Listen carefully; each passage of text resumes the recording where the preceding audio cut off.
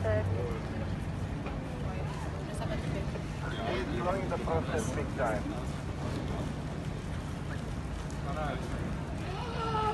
Yay!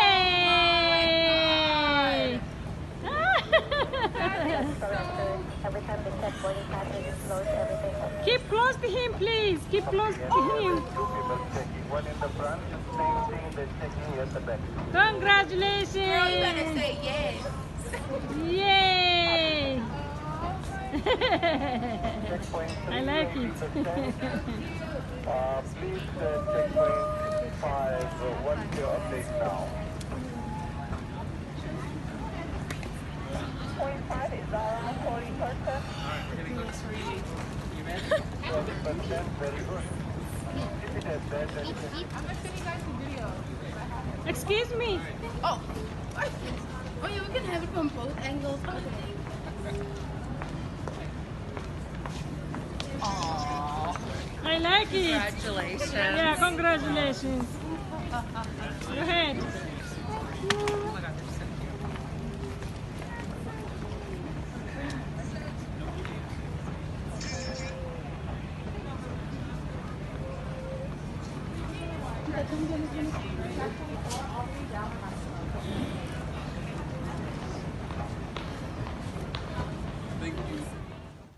Hey guys, welcome back to my channel. My name is SEKHASIMBE'S and I have a special guest here for you.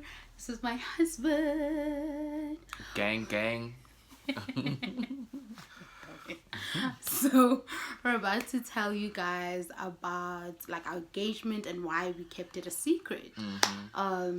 Yeah, and it's also a bit of like everybody's reaction to the engagement like afterwards. Yeah, well, not everybody, but like everybody who met us. Yeah. The some of the people that we'll talk about today, they are the ones who are the main reasons why we kept it under wraps. Okay. Yeah. Yeah. Okay, so let's get started. Okay, like a little bit. First of all, ne, I'll start. Okay, no. So we got engaged on the 27th of December, right? So that was 2018. 2 Okay. days after Christmas. Yeah, so it was like exactly 2 days after Christmas, and I think actually you should attach our engagement video. Oh yeah. Yeah. I'll definitely attach the engagement video so that you guys can see it. Yeah, Because yeah. why not? Why not? Yeah. So eventually because everything was done with so much spontaneity, you know what I mean? Like obviously an engagement is a surprise. And like you as a guy, you're the one who's in charge of the surprise usually, right?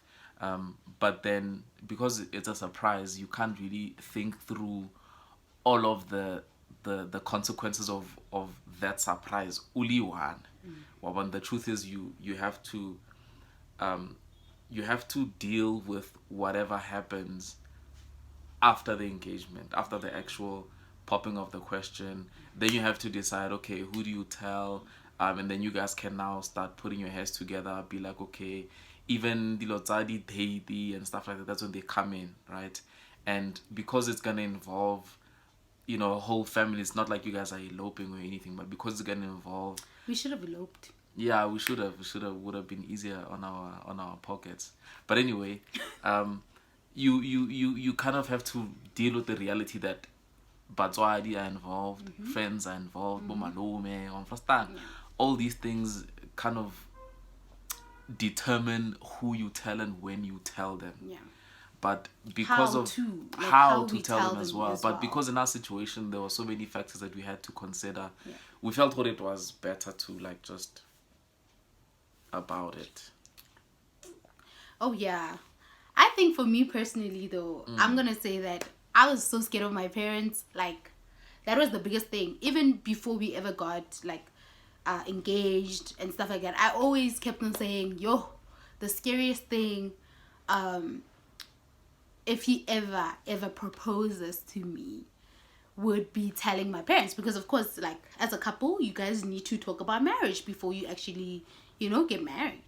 But so we started talking about marriage, and so A lot. yeah, we did, and it was really scary because It like was. I would get like really scared because at the thought of my parents and like their reaction, because like even when my friends got engaged, they were not 100% like for it. My parents are like, yay, go to school, you know, like, yeah, go to school, get your life, girl, and like do your thing. You can't like, so like marriage was not like the biggest thing, like it was wasn't not even on the like part cards. of, yeah, it wasn't even part of their plans for us, like for us, their daughters, like they Like, for didn't now, for now. yeah, not for now, but like honestly speaking, they never even, like, I remember, let me just share, like sometimes would be like watching King Say Yes to the Dress, and like my sisters would be like so excited, like seeing that, you know, one nice wedding dress, and I'll be like, no,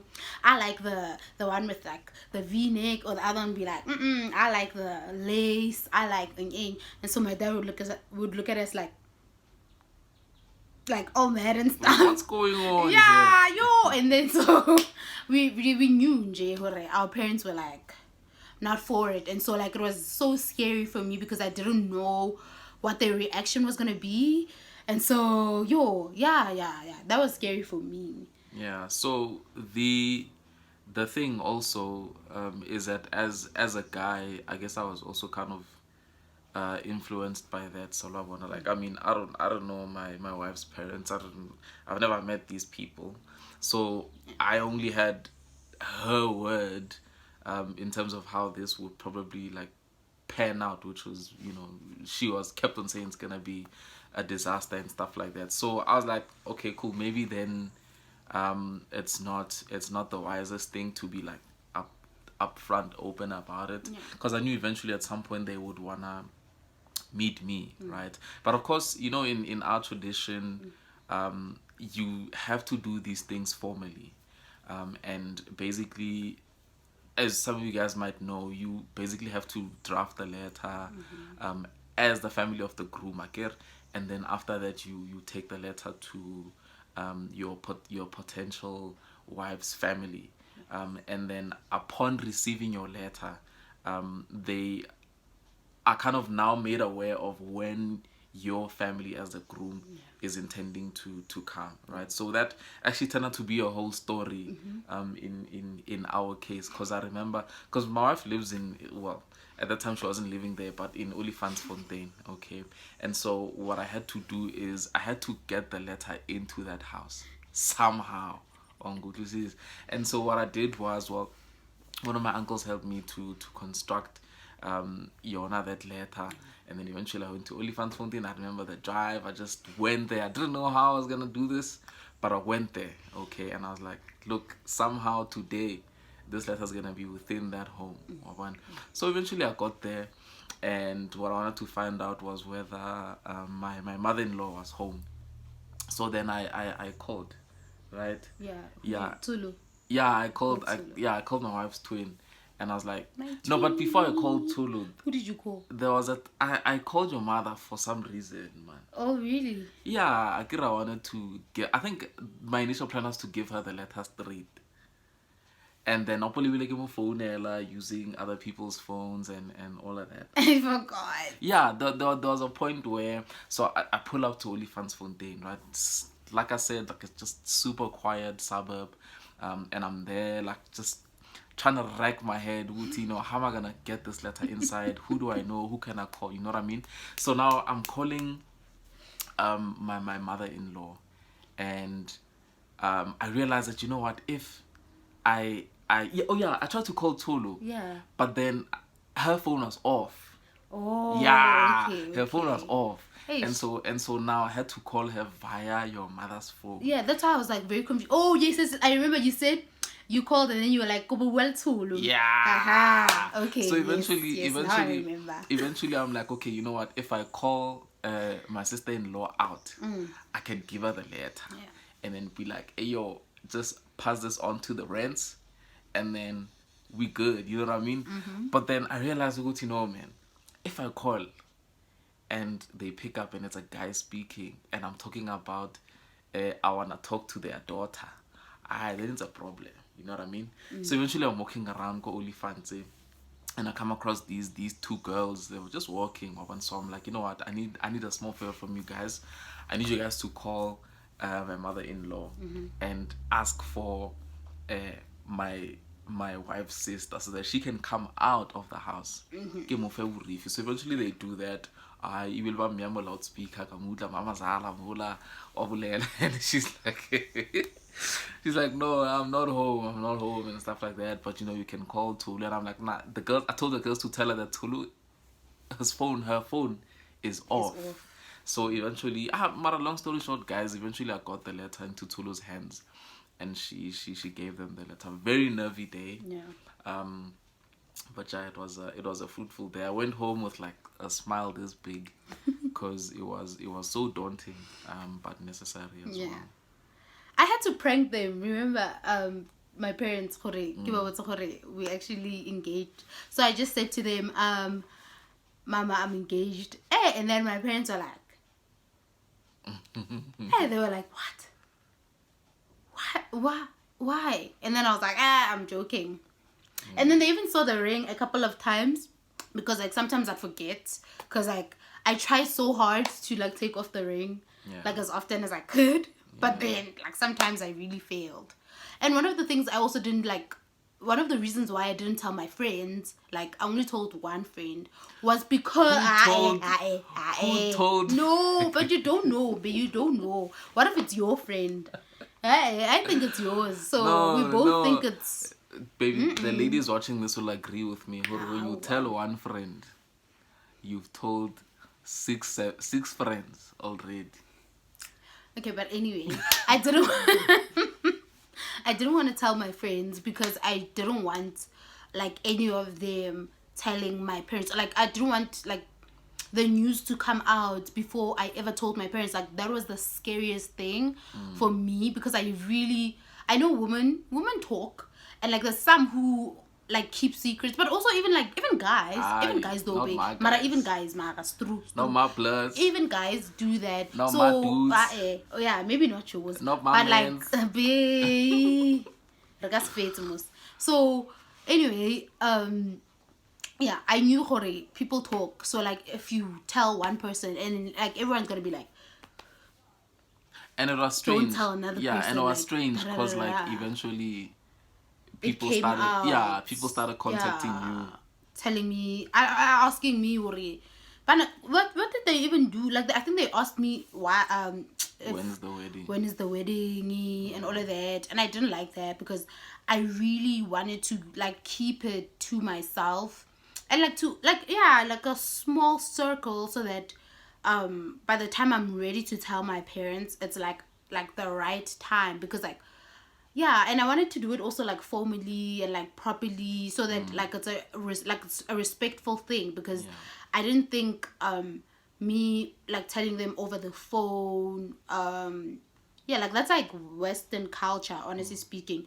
So that's why the letter had to go there first, and before they found out, because I wasn't gonna tell them like even though I pranked them, I was just joking to see their reaction. I just wanted to see their reaction, because I was so scared anyway. So I just pranked them so that I can like break the ice a little bit, and which worked. It actually like broke the ice a little bit, and then with that I was able to like, when the time was right, when you sent the letter, and I was able to tell them. Mind you, like we said at the beginning, we got engaged in December, and the letter actually went out August.